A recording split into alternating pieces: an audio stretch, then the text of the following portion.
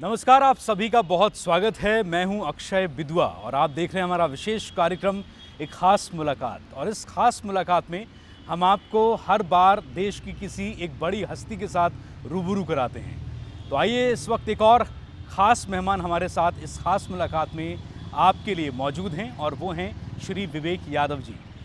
विवेक यादव जी हमारे साथ हैं और विवेक यादव जी आम आदमी पार्टी के प्रवक्ता भी हैं और वर्तमान समय में आपने उन्हें उत्तराखंड प्रभारी का प्रभार दे रखा है। विवेक यादव जी, बहुत बहुत स्वागत है आपका। तो इन दिनों आम आदमी पार्टी अपनी उपलब्धियों को लेकर चर्चित है। पूरे देश में इस वक्त वाहवाही बटोर रही है। हाल ही के दिनों में आम आदमी पार्टी के जो एजेंडे थे, जो फ्यूचर प्लान्स थे, उनको लेकर दिल्ली में बहुत अच्छा काम हुआ। एक विश्व स्तरीय प्लानिंग दिल्ली के यातायात को बदलने के लिए ऑड इवन अपनाई गई। ये फॉर्मूला पूरी तरीके से सक्सेसफुल रहा है। 14 फरवरी को दिल्ली की आम आदमी पार्टी की सरकार ने अपना 1 साल पूरा किया है और इस दौरान आम आदमी पार्टी में दिल्ली में पूरी कार्यकारिणी में जश्न का माहौल है। मीडिया में सुर्खियां इस वक्त बटोर रही है आप, क्योंकि अपनी 1 साल की सफलताओं को, उपलब्धियों को जनता के सामने रख रही है। और शायद यही वजह है कि आपकी ये उपलब्धियां आप में आत्मविश्वास फूंक चुकी हैं। आम आदमी पार्टी की पूरी कार्यकारिणी इस वक्त अति उत्साहित है और इसे लेकर वो पूरे देश में अब पैर पसारने की तैयारी में है। तो विवेक यादव जी से हम संगठन की आगे के प्लान्स पर चर्चा करेंगे, क्या रणनीति है उस पर चर्चा करेंगे, आने वाले दिनों में चुनावों को लेकर किस तरीके की तैयारियां हैं अलग अलग स्टेट्स में, उस पर हम बात करेंगे। विवेक जी, सबसे पहले आपको बधाई। आप की पार्टी जो है वो इस वक्त सुर्खियों में है।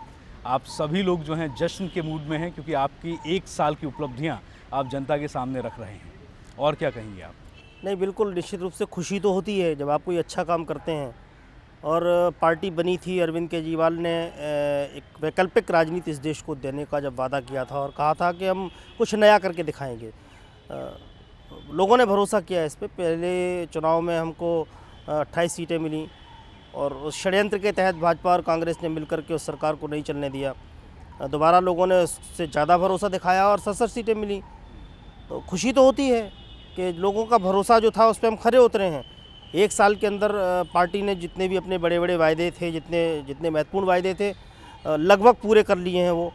जैसे हमने कहा था कि बिजली के रेट्स आधे करेंगे, करके दिखाया।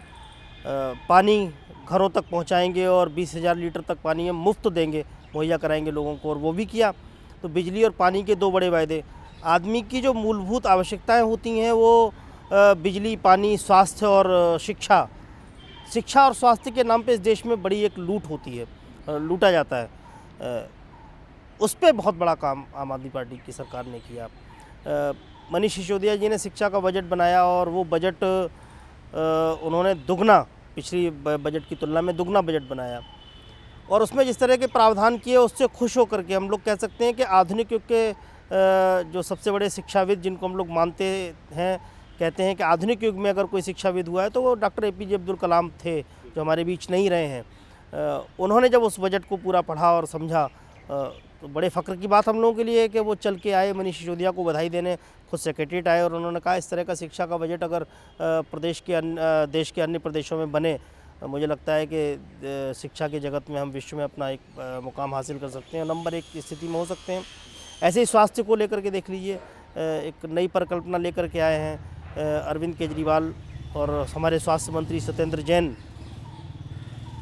एक अस्पताल जिसमें लोग इलाज कराने के लिए जाते हैं, जो उनकी सुपर स्पेशलिटी हॉस्पिटल्स जिनकी हम बात करें, उनकी लागत 5 करोड़ रुपए के आसपास आती थी। जब पूरा देखा गया और उसका पूरा विश्लेषण किया हमारे हेल्थ मिनिस्टर सत्येंद्र जैन जी ने, पता चला 20 लाख रुपए में वो अस्पताल बनाया जा सकता है उतना अच्छा। तो पार्टी ने संकल्प लिया कि पूरे दिल्ली के अंदर लोगों को उनके घर के आसपास चिकित्सा व्यवस्थाएं मुहैया कराई जाएं। तो पॉली क्लिनिक और मोहल्ला क्लिनिक जैसी चीज़ों का एक आइडिया सामने आया है और दोनों का ट्रायल हुआ है। और पॉली क्लिनिक भी बनी है और हमारी जो आम आदमी मोहल्ला क्लिनिक है वो भी बनी है और बहुत सफल प्रयोग है। अब इसको पूरी दिल्ली में लोगों को उनको वार्ड्स के अंदर एक अच्छी सुविधाएँ स्वास्थ्य की मिले, जिसमें कई तरह की जाँच मुफ्त में हो। खून की जांच होती है, 35 तरह की खून की जांच मुफ्त में हो, उनको वहाँ तमाम सारी सुविधाएं दी जाएं। ये बहुत बड़े काम हैं। दवाओं के नाम पे बड़ी लूट होती थी। दिल्ली की सरकार ने अभी एक फ़ैसला लिया है कि हमने पूरे दिल्ली के जितने भी सरकारी अस्पताल हैं जो दिल्ली गवर्नमेंट के अंडर आते हैं, उन सब में दवाएं मुफ्त मिलेंगी। मुफ्त दवाओं का दावा तो और सरकार भी कर सकती है और प्रदेशों में भी हो सकता है, लेकिन ये सुनिश्चित करने के लिए अरविंद केजरीवाल ने दिल्ली के सारे CMSs के साथ में वीडियो कॉन्फ्रेंसिस के साथ में उन्होंने बात की और उनको कहा कि बाहर की दवा न लिख करके। आपका जो टॉप मैनेजमेंट है, पार्टी की जो टॉप लीडरशिप है, वो अच्छा काम करती है, लेकिन हमारे चैनल ने कई बार दिल्ली के अलग अलग इलाकों में जाकर आपके तमाम सभी विधानसभा की सीटों पर जाकर हमने कुछ सर्वेस किए थे, तो वहाँ पर हमें ये शिकायतें मिली कि आपके जो विधायक हैं, आपके जो MLAs हैं, वो अपने एरिया में सक्रिय नहीं हैं। लोगों की शिकायतें बहुत है। तो सबसे बड़ा सवाल अब ये उठता है कि आप टॉप मैनेजमेंट में तो लगाम कसे हुए हैं, लेकिन ये नीचे ढुलमुल रवैया क्यों है विधायक लेवल पे? नहीं, ऐसा नहीं। हमारे सारे विधायक बड़ी मेहनत कर रहे हैं और अपने पूरे क्षेत्र में हैं, बराबर अपने ऑफिसेज में बैठते हैं, सारे लोगों की समस्याएं सुनते हैं। मुझे लगता है ये है कि आप अगर देखें पिछले विधायकों का इतिहास, तो वो नदारत रहते थे और उनके चेले चपाटे घूमते रहते थे, वो सारे लोगों के काम कराते थे। हमारे विधायकों को सामान्य रूप से आप सड़कों पर घूमते हुए कहीं भी पा सकते हैं, उनको कहीं आप मिल सकते हैं, वो अपने ऑफिस में बराबर बैठते हैं। और अगर कहीं हमारा कोई विधायक अपने किसी व्यक्तिगत कारणों से, किसी काम से 2 दिन के लिए भी नदारत हो जाए उस विधानसभा से, तो हमारे जितने वॉलंटियर हैं वो इसकी खबर देते हैं पार्टी को, और पार्टी के जो प्रदेश का संगठन है उसको, कि विधायक जी 2 दिन से अपने ऑफिस में नहीं बैठे हैं, तो पार्टी इस पर संज्ञान लेती है। जबकि दूसरी पार्टियों में ऐसा नहीं है, विधायक गायब रहे, कहीं रहे, अभी आज ही की एक खबर है कि आप लोगों के पार्टी ने जो है, आम आदमी पार्टी की सरकार ने दिल्ली में जो कम मजदूरी पर वेतन पर काम करने वाले कुछ शासकीय मजदूर जो हैं, जो दिल्ली सरकार के अंतर्गत आते हैं, उनके वेतन में कुछ बढ़ोतरी की सिफारिश की है, सोचा है, आपका प्लान है।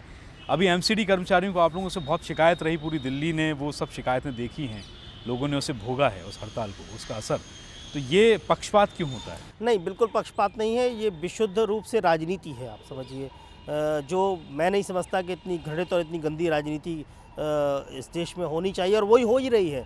इसी का हम लोग विरोध करने निकले हैं। आप देखिए कि केवल चूँकि अब 2017 में निगम के चुनाव होने वाले हैं दिल्ली के अंदर, तो और उसमें पूरे दिल्ली के अंदर भारतीय जनता पार्टी की और कांग्रेस दोनों की हालत बहुत ख़राब है, क्योंकि लोग वहाँ भी देख चुके हैं इनका फेल्योर। अब वो कैसे डाइवर्ट कर दिया जाए दिल्ली की सरकार के ऊपर, वो एक षड्यंत्र था पूरा का पूरा। दिल्ली की सरकार ने जितने ड्यूज़ थे वो सारे के सारे MCDs को दे दिए। उसके बाद उन्होंने उनका वेतन रोका कर्मचारियों का, केवल ये साबित करने के लिए दिल्ली सरकार दोषी है, आपका वेतन नहीं मिल रहा, जबकि दिल्ली सरकार की तरफ से कोई पैसा दे नहीं था। उसके बाद भी अरविंद केजरीवाल ने आगे बढ़ के, चूँकि तो बात बिल्कुल ठीक है कि अगर वेतन नहीं दिया जाएगा, दोषी आप हों या मैं हूँ, कोई हो, लेकिन जो रोज़ अपना चूल्हा जलाता है मेहनत और मजदूरी करने के बाद, अगर उसको वेतन नहीं मिलेगा तो हड़ताल करेगा। उसमें उन कर्मचारियों का कोई दोष नहीं है। उसमें इतना बड़ा षड्यंत्र भारतीय जनता पार्टी के लोगों ने किया, उनके मेयर्स ने किया, कि वो पूरे के पूरे लोगों की उनकी तनख्वाह रोक दी, और उसके लिए ये कहा कि केंद्र, हमें जो दिल्ली की सरकार है उससे पैसा मिलना था, वो पैसा नहीं मिला, और कौन सा पैसा मिलना था वो उसको साफ ही नहीं कर पाए। ये जितने MCD कर्मचारी थे ये उसी राजनीति से प्रेरित थे जो हड़ताल पर थे। मैं कह रहा हूँ कर्मचारियों की हड़ताल को हम लोग वाजिब ठहराते हैं, वो दोषी कौन है उसके पीछे का? उसके पीछे दोषी, उसके पीछे के दोषी जो थे वो MCD में बैठे BJP के मेयर थे। नहीं, तो उसके लिए हमने नहीं देखा कि अरविंद केजरीवाल जी ने या मनीष सिसोदिया जी ने या आपकी टॉप लीडरशिप ने हड़तालियों के बीच में जाकर उन्हें किसी तरह का आश्वासन दिया। आप लोग बराबर दूरी बनाए रहे हैं। नहीं, ये तो एक राजनीति है कि उनके बीच में जाएं, आश्वासन दें। उनके लिए ठोस काम करने का काम अरविंद केजरीवाल ने किया। जब उनको लगा कि वो अपना इलाज करा रहे थे, दिल्ली से बाहर थे, उसके बीच में जब उनको इस तरह की खबरें मिली कि इन कर्मचारियों को परेशान किया जा रहा है, इनका वेतन रोका जा रहा है, तो उसके बाद उन्होंने कहा कि 500 करोड़ रुपए का एक लोन उन्होंने ऑफ़र किया कि इनकी पहले इनकी तनख्वाह दी जाए और उसके बाद फिर आगे की कार्रवाई आगे होगी। उसमें जितनी पहल अरविंद केजरीवाल ने जितनी तेज़ी से की, कुछ देर न होने के बावजूद भी वो लोन दिया। और आप देखिए ये जो साजिश पूरी थी वो कैसे थी कि पिछली वित्तीय वर्ष में जब केंद्र शासित प्रदेश था दिल्ली, या लेफ्टिनेंट गवर्नर के माध्यम से भारतीय जनता पार्टी दिल्ली को चला रही थी, उस समय 400 कुछ करोड़ रुपया दिया गया, और आम आदमी पार्टी की सरकार जब आई तो 800 करोड़ रुपया, लगभग दुगना रुपया दिया गया। नहीं, लेकिन उसके लिए एक चीज बताइए ना, देखिए आप सैलरी दे पा रहे थे, ठीक है, लेकिन वो डबल कर दिया कि आप सैलरी नहीं दे पा रहे हो। ठीक है, लेकिन आप ये बताइए कि षड्यंत्र था, लेकिन दिल्ली की सड़कों पर कूड़े के ढेर की चलते ट्रैफिक जैम, दिल्ली में हड़ताल के चलते NH-24 पर ट्रैफिक जाम, ये सब दिल्ली की जनता ने भोगा है। आपको नहीं लगता कि जो वोट देता है, जो उम्मीद से लेकर आता है, आप जिस वक्त बड़े बड़े वादे करते हैं, अरविंद केजरीवाल को एक माइलस्टोन माना जाता है, राजनीति में एक नई क्रांति लाने वाला व्यक्ति माना जाता है, ठीक है, वो समाज सेवी भी रहे हैं, तो ऐसे आदमी के मानस पटल पर, उसके मस्तिष्क पर, उसकी विचारधारा पर क्या असर पड़ता है जब वो वोट देने के बाद में सड़कों पर जाम से जूझता है या अपने मोहल्ले में अपने घर से निकलते ही कूड़े की बदबू महसूस करता है? क्या सोचेगा वो आपके इस बारे सब के लिए अरविंद केजरीवाल दोषी है। दिल्ली की जनता ने जो भोगा उसके लिए केजरीवाल दोषी है। नहीं, तो आप उसके लिए बताइए। दोषी तो एमसीडी है, लेकिन फिर भी MCD वो उस पर सुनिए, मैं आपको बता रहा सर हूँ कि देखिए, उस आम परेशानी आदमी को जो आप और मैं इस वक्त डिस्कस कर रहे हैं ना, MCD और आपकी अपनी कार्यप्रणाली और इसके पीछे की जो पॉलिटिक्स है, मैं आपको बताऊं, हम लोग सड़कों पर रहते हैं, आप लोग भी जनप्रतिनिधि हैं, आप लोग भी ज़मीन से जुड़े नेता हैं। आपको पता है कि जो आदमी सड़क पर है उसको राजनीति से मतलब नहीं है। वो ये कहता जी केजरीवाल CM है दिल्ली के। नहीं, ऐसा नहीं है। लोग बहुत अच्छे से समझते हैं और सारे लोग समझदार हैं, मूर्ख कोई नहीं है। और दिल्ली की जनता बहुत समझदार है और उन्होंने जब जब फैसला लिया है बड़ी समझदारी के साथ लिया। दिल्ली की जनता समझदार है, इसलिए आप लोगों को शासन चलाने में मेहनत भी कम लग रही है। लोग सारा कुछ समझ रहे हैं, बहुत आसानी समझ रहे हैं। शासन चलाने इस में षड्यंत्र को भी लोगों ने बहुत अच्छे से समझा है। दूसरा ये है कि उनकी परेशानी को देखते हुए ही अरविंद केजरीवाल ने 500 करोड़ रुपए का लोन ऑफर किया था, जबकि दोनों एमसीडीज़ के ऊपर सरकार का काफ़ी लोन बकाया है पिछला। और पिछली जब LG की गवर्नमेंट थी, उन्होंने तो इनसे रिकवरी भी ली, अरविंद केजरीवाल ने रिकवरी भी नहीं ली जो इनके ऊपर लोन बकाया, उसके बाद भी उन्होंने लोन ऑफर किया। केवल दिल्ली के लोगों को परेशानी ना हो इसलिए। ये आपके लिए इस वक्त एक उत्साह भरा समय है पूरी आम आदमी पार्टी की कारिणी के लिए। आप लोग दिल्ली से बाहर जाकर पैर पसार रहे हैं, अभी क्या आपकी तैयारी है? आगे आपके इन स्टेट्स में ज़्यादा मेहनत कर रहे हैं, कहाँ आप संतुष्ट हैं कि नहीं, यहाँ बहुत ज़्यादा ध्यान देने की ज़रूरत नहीं, यहाँ मामला स्मूथ है, आगे आप कहाँ के लिए और ज़्यादा महत्वाकांक्षी किन स्टेट्स? दिल्ली की भी अपनी जिम्मेदारियां हैं, दिल्ली में भी पार्टी के ऊपर अपनी जिम्मेदारियां हैं। दिल्ली का हमारा संगठन बहुत अच्छे से उसको निभा रहा है, सरकार अपना काम कर रही है। अब इस संगठन के विस्तार के लिए हम लोग पूरे देश में निकल रहे हैं। पंजाब में हमारा संगठन बहुत मजबूत है और वहाँ लोगों ने मन बना लिया है कि जो दिल्ली में जिम्मेदारी लोगों ने आम आदमी पार्टी को दी थी सरकार चलाने की, पंजाब के लोगों ने भी मन बना लिया है, वो आम आदमी पार्टी को वहाँ सरकार बनाने के लिए वो आदेश देने वाले हैं, ऐसा हम लोगों को लगता है।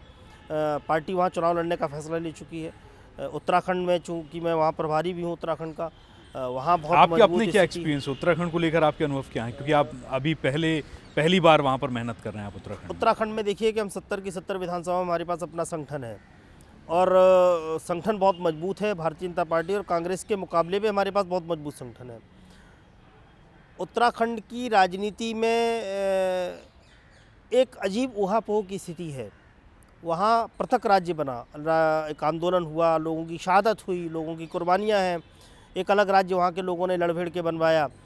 वो जो परिकल्पना थी वो उनकी पूरी नहीं हुई, वो उन्होंने जो सपना देखा था वो उनका पूरा नहीं हुआ। तो आप भी गैरसैंण को राजधानी बनाने का मुद्दा उठाएंगे? 15 साल के बाद भी उत्तराखंड के लोग अपने आप को ठगा महसूस करते हैं, क्योंकि वहाँ भारतीय जनता पार्टी और कांग्रेस दोनों पार्टियों का राज रहा और दोनों ने मिलकर पूरे प्रदेश को लूटा है। भारतीय जनता पार्टी के कार्यकाल में जब वहाँ निशंक जी मुख्यमंत्री थे, कुंभ का एक घोटाला हुआ था, लगा कुंभ का घोटाला हुआ है। इस घोटाले के कुछ परतें उगाड़ी जाएंगी, इसका कुछ सच सामने आएगा जब कांग्रेस की सरकार आएगी। कांग्रेस की सरकार ने आके वहाँ आपदा का घोटाला कर दिया। लोग जिस समय वहाँ मर रहे थे, लोग परेशान थे, लोग वहाँ जीवन की भीख मांग रहे थे और उसमें सारे के सारे नेता मौज कर रहे थे और लूटने में, आपदा के नाम पे पैसा लूटने पे लगे थे। और दोनों इसके बारे में नहीं बोलते, ना वो कुंभ के बारे में बोलते हैं, ना वो आपदा के बारे में बोलते हैं। दोनों की मुद्दे क्या रहेंगे आपके? उसका सबसे बड़ा कारण ये है कि दोनों मिलकर के पूरे उत्तराखंड के प्राकृतिक संसाधनों को लूट रहे हैं। बहुत मुद्दे हैं वहाँ। आप देखिए, सबसे बड़ा मुद्दा तो ये कि प्राकृतिक संसाधनों को वहाँ जिस तरह से लूटा जा रहा है, लोग परेशान हैं। आपदा भी इसका एक सबसे बड़ा कारण है। वहाँ नदियों के अंदर जो खनन होता है, वहाँ चुगान के पट्टे होते हैं। चुगान का मतलब होता है पत्थर को हाथ से मजदूरों से चुनना और उठाना, लेकिन वहाँ वो खनन कराते हैं, मशीनें लगवा करके खनन कराते हैं। वो नदियाँ अनियंत्रित हो जाती हैं और बाढ़ और आपदा जैसी चीज़ें होती हैं, लोग परेशान हैं। दोनों पार्टियां मिलकर के पूरे प्रदेश को लूटने में लगी हैं। लोगों के मुद्दों पे किसी का कोई ध्यान नहीं है। वहाँ पहाड़ों के ऊपर पलायन का बहुत बड़ा मुद्दा है। जितना नौजवान है उसके पास कोई काम ही नहीं है, ना तो वहाँ कोई शिक्षा की व्यवस्था है, ना चिकित्सा की व्यवस्था है। और महिलाओं में अपना एक आक्रोश एक अजीब तरीके का है, वो ये कि उनके पति भी सारी ज़िंदगी उनसे बाहर दूर रहे, वो नौकरी करने के लिए प्लेन्स में आते रहे, दूसरे प्रदेशों में जाते रहे। उनके बेटे जैसे ही बड़े होते हैं तो शिक्षा के लिए और फिर नौकरी के लिए वो पलायन करते हैं, वहाँ से चले जाते हैं। तो वहाँ महिलाएं बहुत परेशान हैं। और जिस तरह से मैं लोगों से मिलता हूँ, लोगों को लगता है कि वो उन्हें तीसरे विकल्प की तलाश तो है। जो छोटे छोटे प्रयोग हुए, छोटे छोटे दलों के जो प्रयोग हुए, तो उत्तराखंड क्रांति दल जो है तीसरा विकल्प लोगों के मैं पास, उसी पे आ रहा हूँ। उनकी अपनी क्षेत्रीय पार्टी है। छोटे छोटे पार्टियों के जो विकल्प के रूप में जो लोगों ने देखा और उन पे भरोसा किया, वो भी एक निराशा का कारण, वो प्रयोग विफल रहा वहाँ लोगों की नज़र नहीं, में। लेकिन वो उनकी बीच की पार्टी। वो उसका रीज़न एक ये है कि वहाँ लोगों ने उनको जिताया तो, लेकिन जिताने के बाद वो कोई बीजेपी की कांग्रेस के गवर्नमेंट के साथ चले गए, कोई कांग्रेस की गवर्नमेंट, जब जिसकी सरकार हुई वो उसमें जाकर के शामिल हो जाते हैं। इनकी वहाँ के लोगों को लगता है उन्होंने उनको छला है। आम आदमी पार्टी की जब हम लोग बात करते हैं तो लोग बहुत उत्साह के साथ इस चीज़ को लेते हैं और कहते हैं कि हाँ, दिल्ली में जो कुछ हो रहा है। और मैं तो जान के बड़ा हैरान था कि सड़क से 2 किलोमीटर ऊपर एक गांव जिसमें 4, 5, 7 घर बने हुए थे, वहाँ जाकर के हमारे साथियों ने जब उनसे बात की, उन्हें दिल्ली में जो कुछ हो रहा है इसके बारे में पता था। उनसे पूछा कि आपको कैसे पता है, यहाँ तो टेलीविज़न भी नहीं है, अखबार आता है, टेलीविज़न, उन्होंने कहा हमारे पास कुछ नहीं है। कहाँ से खबरें मिलती हैं? उन्होंने बताया कि हमारे बच्चे जब लौट के आते हैं, हमारे पति जब लौट के आते हैं तो बताते हैं दिल्ली में बहुत अच्छा काम हो रहा है, यहाँ भी ऐसा काम हो। हम चाहते हैं यहाँ आम आदमी पार्टी की सरकार बने और वो चुनाव में जाए। अभी उत्तराखंड को लेकर के हम लोगों ने कोई फैसला नहीं किया है कि वहाँ हमको चुनाव लड़ना है या नहीं लड़ना है। इसका अंतिम फैसला तो जो हमारी अभी आपको चुनाव लड़ने का कोई फैसला नहीं? अभी लड़ने या न लड़ने जैसा कोई फैसला नहीं है, वो पेंडिंग है। पीएससी उस पर अंतिम फैसला लेगी, वो फैसला करेगी वहाँ चुनाव लड़ना है नहीं लड़ना। बहुत सारी चुनौतियाँ भी हमारे सामने हैं। तो अभी संगठन किस स्थिति में है उत्तराखंड? संगठन बहुत मजबूत स्थिति में, और आप समझिए कि जो कार्यकारिणी का गठन हो चुका है।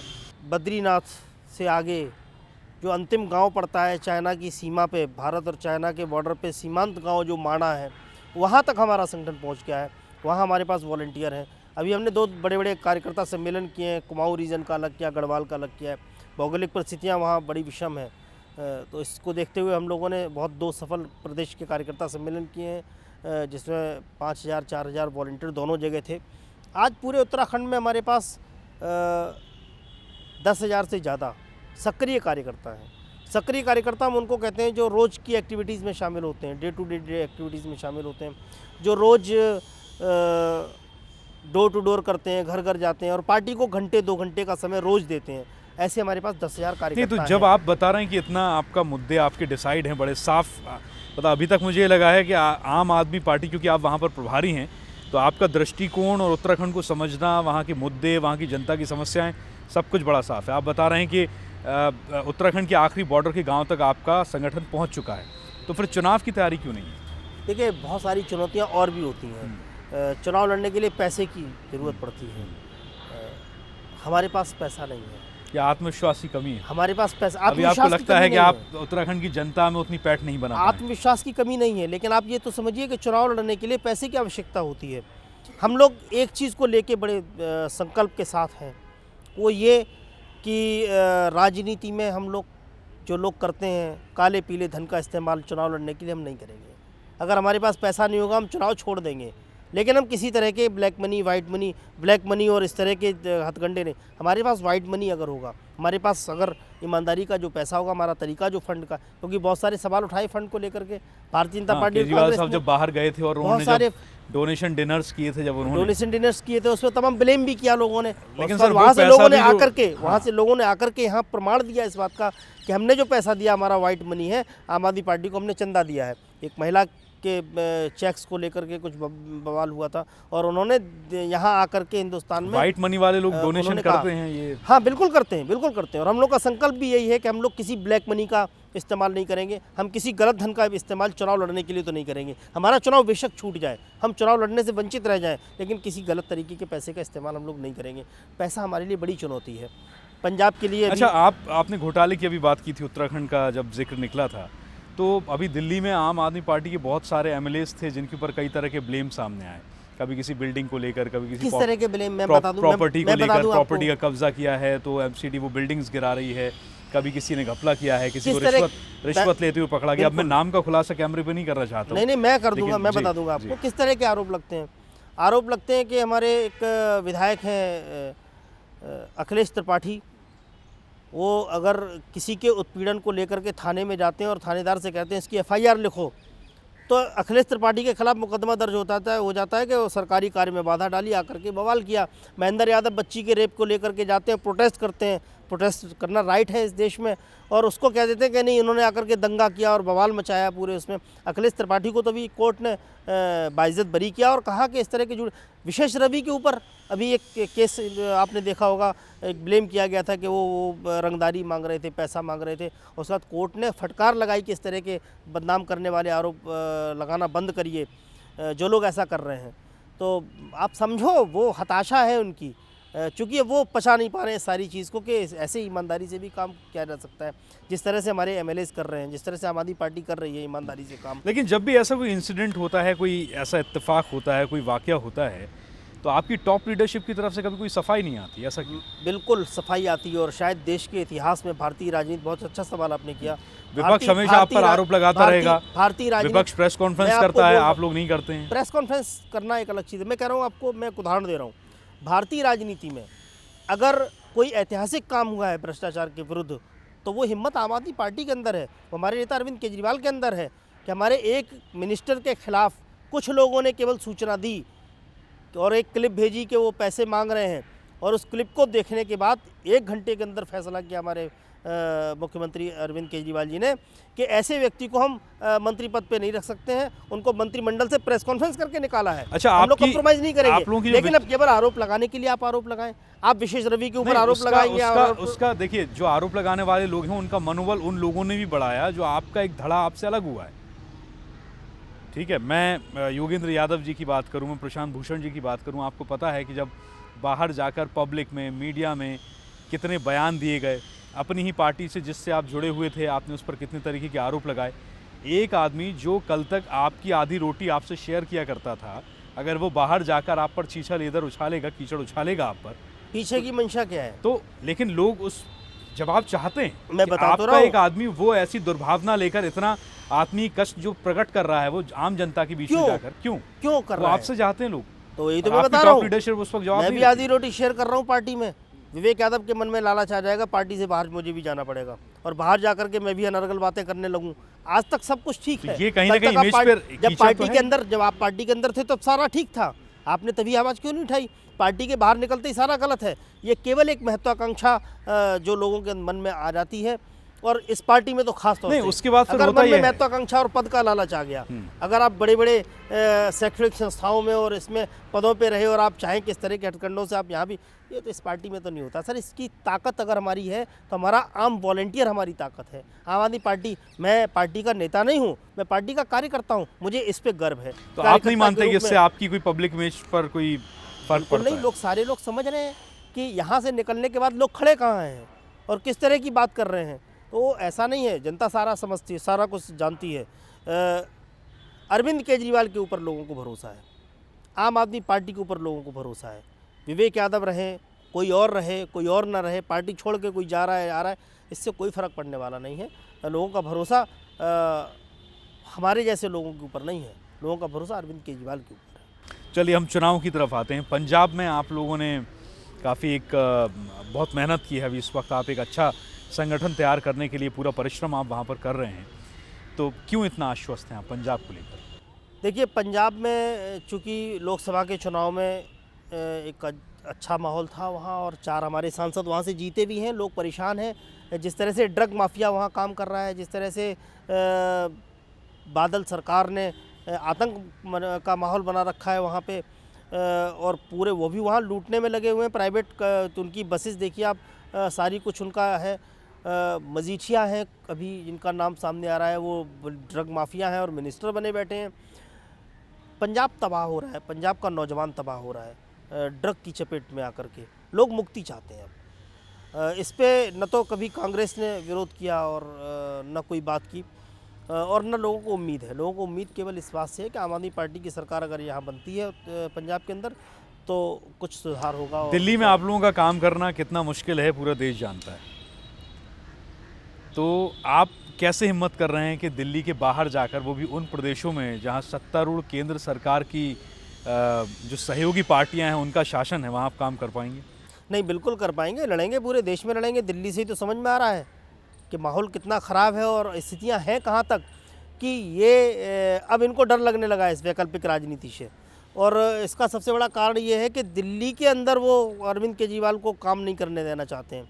दिल्ली के अंदर अरविंद केजरीवाल को घेर के रखना चाहते हैं। वो साबित करता है कि अगर इस राजनीति में किसी को खतरा है सबसे बड़ा किसी से, तो अरविंद केजरीवाल से खतरा है नरेंद्र मोदी जी को। इसलिए उन्होंने पूरी मशीनरी लगा रखी है एलजी को लेकर के, कभी दिल्ली पुलिस कमिश्नर बस्सी जी को लेकर के कुछ ना कुछ रोज़ नाटक कराते हैं। वो दिल्ली में कुछ अच्छा ना हो पाए, चूँकि दिल्ली में अच्छा हो रहा है, पूरे देश में मैसेज जा रहा है, तो सबसे ज़्यादा उन्हें आज खतरा है तो इस ईमानदार पॉलिटिक्स से। और इस ईमानदार पॉलिटिक्स का जो चेहरा है अरविंद केजरीवाल, उससे मोदी जी को खतरा है, तो इसलिए वो काम नहीं करने। लेकिन हम लोग हिम्मत के साथ लगे हुए हैं, डटे हुए हैं और पूरे देश में हम लोग संगठन को मजबूत करेंगे और इस भ्रष्ट राजनीति का सफाया करके रहेंगे। चलिए, बहुत शुक्रिया आपका विवेक जी हमसे जुड़ने के लिए। ठीक है, और बहुत सारी शुभकामनाएं आपको आपके आगे के एजेंडाज के लिए। Thank you.